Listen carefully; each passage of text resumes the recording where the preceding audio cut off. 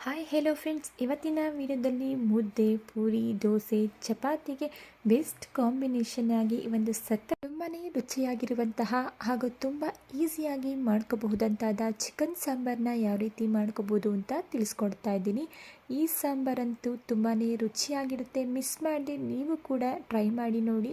ಬನ್ನಿ ಈ tasty chicken ಸಾಂಬಾರನ್ನ ಹೇಗೆ ಮಾಡೋದು ಅಂತ ನೋಡ್ಕೊಳ್ಳೋಣ. ಅದಕ್ಕೂ ಮೊದಲು ಯಾರೆಲ್ಲ ಹೊಸದಾಗಿ ನನ್ನ ಚಾನಲ್ನ ನೋಡ್ತಾ ಇದ್ದೀರಾ ದಯವಿಟ್ಟು ಚಾನಲ್ನ ಸಬ್ಸ್ಕ್ರೈಬ್ ಮಾಡ್ಕೊಳ್ಳಿ. ಚಿಕನ್ ಸಾಂಬಾರನ್ನ ಮಾಡೋದಕ್ಕೆ ನಾನಿಲ್ಲಿ ಮೊದಲು 2 kg ಆಗೋಷ್ಟು ಚಿಕನ್ನ 3-4 ಸರಿ ವಾಶ್ ಮಾಡಿ ತೆಗೆದಿಟ್ಕೊಂಡಿದ್ದೀನಿ. ನಂತರ ನಾನಿಲ್ಲಿ ಒಂದು ಮಿಕ್ಸರ್ ಜಾರ್ಗೆ ಸಣ್ಣದಾಗಿ ಕಟ್ ಮಾಡ್ಕೊಂಡಿರುವಂತಹ 2 ಈರುಳ್ಳಿ, 1 ಗೆಡ್ಡೆಯಷ್ಟು ಬೆಳ್ಳುಳ್ಳಿ, 1 ಇಂಚಷ್ಟು ಶುಂಠಿ, 1 ಹಿಡಿಯಷ್ಟು ಕೊತ್ತಂಬರಿ ಸೊಪ್ಪು ಹಾಗೆ 1 ಟೊಮೊಟೊ ಹಣ್ಣನ್ನು ಕಟ್ ಮಾಡಿ ಸೇರಿಸ್ಕೊಳ್ತಾ ಇದ್ದೀನಿ. ಇದ್ರ ಜೊತೆಗೆ ನಾನಿಲ್ಲಿ 1 ಇಂಚಷ್ಟು ಚಕ್ಕೆ, 4-5 ಲವಂಗ, 1 ಟೀ ಸ್ಪೂನಷ್ಟು ಕಾಳುಮೆಣಸು, 2 ಟೇಬಲ್ ಸ್ಪೂನಷ್ಟು ಉರಿಗಡಲೆ, 1 ಟೇಬಲ್ ಸ್ಪೂನಷ್ಟು ಗಸಗಸೆ ಹಾಗೂ ನಾನಿಲ್ಲಿ ಅರ್ಧ ಚಿಪ್ಪಿನಷ್ಟು ತೆಂಗಿನಕಾಯಿನ ತುರಿದ್ಬಿಟ್ಟು ಸೇರಿಸ್ಕೊಳ್ತಾ ಇದ್ದೀನಿ. 4 ಟೇಬಲ್ ಸ್ಪೂನಷ್ಟು ನಾನಿಲ್ಲಿ ಧನಿಯಾ ಪೌಡರ್ನ ಸೇರಿಸ್ಕೊಂಡು ಹಾಗೂ ಇದನ್ನು ರುಬ್ಬಲಿಕ್ಕೆ ಅವಶ್ಯಕತೆ ಇರೋಷ್ಟು ನೀರನ್ನು ಸೇರಿಸ್ಕೊಂಡು ಇದನ್ನು ನೈಸಾಗಿ ಪೇಸ್ಟ್ ಮಾಡ್ಕೊಳ್ತಾ ಇದ್ದೀನಿ. ನೋಡಿ, ನಾನು ಇದನ್ನು ಈ ರೀತಿ ನೈಸಾಗಿ ಪೇಸ್ಟ್ ಮಾಡಿ ಇಟ್ಕೊಂಡಿದ್ದೀನಿ. ಈಗ ಇದನ್ನು ಪಕ್ಕಕ್ಕೆ ಇಟ್ಕೊಳ್ತಾ ಇದ್ದೀನಿ. ನೆಕ್ಸ್ಟ್ ನಾನಿಲ್ಲಿ ಒಂದು ಕುಕ್ಕರ್ನ ಇಟ್ಕೊಂಡಿದ್ದೀನಿ. ಕುಕ್ಕರ್ಗೆ ನಾನಿಲ್ಲಿ 2 ಟೇಬಲ್ ಸ್ಪೂನಷ್ಟು ಎಣ್ಣೆನ ಸೇರಿಸ್ಕೊಳ್ತಾ ಇದ್ದೀನಿ. ಎಣ್ಣೆ ಬಿಸಿಯಾಗಿದ್ದ ನಂತರ ಒಂದು ಅರ್ಧ ಈರುಳ್ಳಿನ ಕಟ್ ಮಾಡಿ ಸೇರಿಸ್ಕೊಂಡು ಇದನ್ನು ಒಂದು ಅರ್ಧ ನಿಮಿಷ ಚೆನ್ನಾಗಿ ಫ್ರೈ ಮಾಡ್ಕೊಳ್ತಾ ಇದ್ದೀನಿ. ನಂತರ ನಾವು ಆಲ್ರೆಡಿ ತೊಳೆದಿಟ್ಕೊಂಡಿರುವಂತಹ ಚಿಕನ್ನ ನಾನಿಲ್ಲಿ ಸೇರಿಸ್ಕೊಳ್ತಾ ಇದ್ದೀನಿ. ಚಿಕನ್ನ ಸೇರಿಸಿದ ನಂತರ ಇದಕ್ಕೆ ಒಂದು ಅರ್ಧ ಟೀ ಸ್ಪೂನಷ್ಟು ಅರಿಶಿಣದ ಪುಡಿ ಹಾಗೂ ಚಿಕನ್ ಫ್ರೈ ಆಗಲಿಕ್ಕೆ ಅಂತ ಹೇಳಿ ಸ್ವಲ್ಪ ಉಪ್ಪನ್ನು ಸೇರಿಸ್ಕೊಂಡು ಎಲ್ಲನೂ ಒಮ್ಮೆ ನೀಟಾಗಿ ಮಿಕ್ಸ್ ಮಾಡ್ಕೊಳ್ತಾ ಇದ್ದೀನಿ. ಮಿಕ್ಸ್ ಮಾಡ್ಕೊಂಡಿದ ನಂತರ ಚಿಕನ್ನು ಚೆನ್ನಾಗಿ ಬೆಂದು ನೀರು ಬಿಟ್ಕೊಳ್ಳೋವರೆಗೂ ಒಂದು ಪ್ಲೇಟನ್ನು ಕ್ಲೋಸ್ ಮಾಡಿಕೊಂಡು ಮಧ್ಯದಲ್ಲಿ ತಿರ್ಸ್ಕೊಳ್ತಾ ಚೆನ್ನಾಗಿ ನೀರು ಬಿಟ್ಕೊಳ್ಳೋವರೆಗೂ ಇದನ್ನು ಫ್ರೈ ಮಾಡ್ಕೊಳ್ತಾ ಇದ್ದೀನಿ. ನೀವೇ ಇಲ್ಲಿ ನೋಡ್ಬೋದು, ಚಿಕನ್ ಕೂಡ ಬೆಂದು ಈಗ ನೀರು ಬಿಟ್ಕೊಂಡಿದೆ. ಈ ಟೈಮಲ್ಲಿ ನಾನು 1 ಟೇಬಲ್ ಸ್ಪೂನಷ್ಟು ಚಿಲ್ಲಿ ಪೌಡರ್ ಹಾಗೂ 1 ಟೇಬಲ್ ಸ್ಪೂನಷ್ಟು ಚಿಕನ್ ಮಸಾಲನ ಸೇರಿಸ್ಕೊಂಡು ಮಿಕ್ಸ್ ಮಾಡ್ಕೊಳ್ತಾ ಇದ್ದೀನಿ.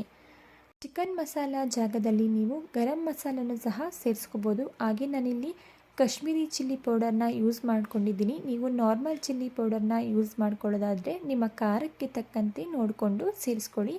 ಚಿಲ್ಲಿ ಪೌಡರ್ ಹಾಗೂ ಚಿಕನ್ ಮಸಾಲನ ಸೇರಿಸಿದ ನಂತರ ಒಮ್ಮೆ ಇದನ್ನು ನೀಟಾಗಿ ಮಿಕ್ಸ್ ಮಾಡಿಕೊಂಡು ಒಂದು ಪ್ಲೇಟನ್ನು ಕ್ಲೋಸ್ ಮಾಡಿ ಮಧ್ಯದಲ್ಲಿ ತಿರುಗಿಸ್ಕೊಳ್ತಾ ಚಿಕನ್ನಲ್ಲಿ ಇರುವಂತಹ ನೀರು ಸ್ವಲ್ಪ ಕಮ್ಮಿ ಆಗೋವರೆಗೂ ಒಂದು ಪ್ಲೇಟನ್ನು ಕ್ಲೋಸ್ ಮಾಡಿ ಮಧ್ಯದಲ್ಲಿ ತಿರುಗಿಸ್ಕೊಳ್ತಾ ಇದನ್ನು ಫ್ರೈ ಮಾಡ್ಕೊಳ್ತಾ ಇದ್ದೀನಿ.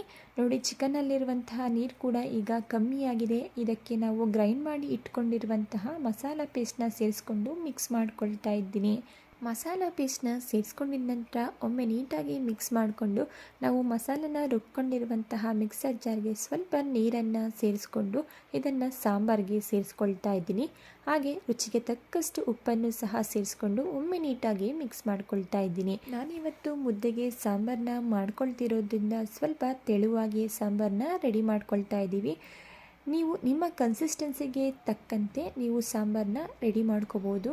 ಈ ಸಾಂಬಾರನ್ನ ನೀವು ಒಂದ್ಸಲ ಟ್ರೈ ಮಾಡಿ ನೋಡಿ, ರುಚಿಯಂತೂ ಮರೆಯೋಕ್ಕೆ ಸಾಧ್ಯ ಇಲ್ಲ, ಅಷ್ಟು ಸೂಪರಾಗಿರುತ್ತೆ. ಪದೇ ಪದೇ ಈ ಸಾಂಬಾರನ್ನ ಮಾಡ್ತಾನೆ ಇರ್ತೀರಾ.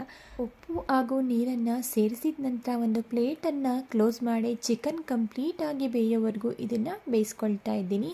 ನೀವೇ ಇಲ್ಲಿ ನೋಡ್ಬೋದು, ಚಿಕನ್ ಕೂಡ ಕಂಪ್ಲೀಟಾಗಿ ಬೆಂದಿದೆ. ಒಮ್ಮೆ ನೀವು ಚಿಕನ್ ಬೆಂದಿದೆ ಅಂತ ಚೆಕ್ ಮಾಡ್ಕೊಳ್ಳಿ. ಈಗ ಕಂಪ್ಲೀಟಾಗಿ ಚಿಕನ್ ಬೆಂದಿದೆ. ಈಗ ಇದಕ್ಕೆ ಸ್ವಲ್ಪ ಕಟ್ ಮಾಡ್ಕೊಂಡಿರುವಂತಹ ಕೊತ್ತಂಬರಿ ಸೊಪ್ಪು ಹಾಗೂ ಸ್ವಲ್ಪ ನಿಂಬೆಹಣ್ಣಿನ ರಸನ ಸೇರಿಸ್ಕೊಂಡು ಗ್ಯಾಸ್ ಸ್ಟವ್ನ ಆಫ್ ಮಾಡಿಕೊಂಡು ಮಿಕ್ಸ್ ಮಾಡ್ಕೊಳ್ತಾ ಇದ್ದೀನಿ. ಫೈನಲಿ ಈಗ ಸೂಪರಾಗಿ ಸಖತ್ತಾಗಿರುವಂತಹ ಚಿಕನ್ ಸಾಂಬಾರ್ ರೆಡಿಯಾಗಿದೆ. ಟೇಸ್ಟ್ನಲ್ಲಿ ಯಾವುದೇ ರೀತಿಯ ಕಾಂಪ್ರಮೈಸ್ ಇಲ್ಲ, ಅಷ್ಟು ಸೂಪರಾಗಿರುತ್ತೆ. ಮಿಸ್ ಮಾಡದೆ ಟ್ರೈ ಮಾಡಿ. ಹಾಗೆ ಹೇಗೆ ಬಂತು ಅಂತೇಳಿ ಕಮೆಂಟ್ ಮಾಡೋದನ್ನು ಮಾತ್ರ ಮರಿಬೇಡಿ. ರೆಡಿಯಾಗಿರುವಂತಹ ಚಿಕನ್ ಸಾಂಬಾರನ್ನ ನಾನಿಲ್ಲಿ ಮುದ್ದೆ ಜೊತೆ ಸರ್ವ್ ಮಾಡ್ಕೊಳ್ತಾ ಇದ್ದೀನಿ. ಓಕೆ ಫ್ರೆಂಡ್ಸ್, ನೋಡಿದ್ರಲ್ವಾ ಇವತ್ತಿನ ಚಿಕನ್ ಸಾಂಬಾರ್ ರೆಸಿಪಿ ನಿಮಗೆ ಇಷ್ಟ ಆಗಿದೆ ಅಂತ ಭಾವಿಸ್ತಾ ಇದ್ದೀನಿ. ಇಷ್ಟ ಆಗಿದ್ದರೆ ಈ ವಿಡಿಯೋಗೆ ಲೈಕ್ ಮಾಡಿ ಹಾಗೆ ಚಾನಲ್ನ ಸಬ್ಸ್ಕ್ರೈಬ್ ಮಾಡ್ಕೊಳ್ಳೋದನ್ನು ಮರಿಬೇಡಿ.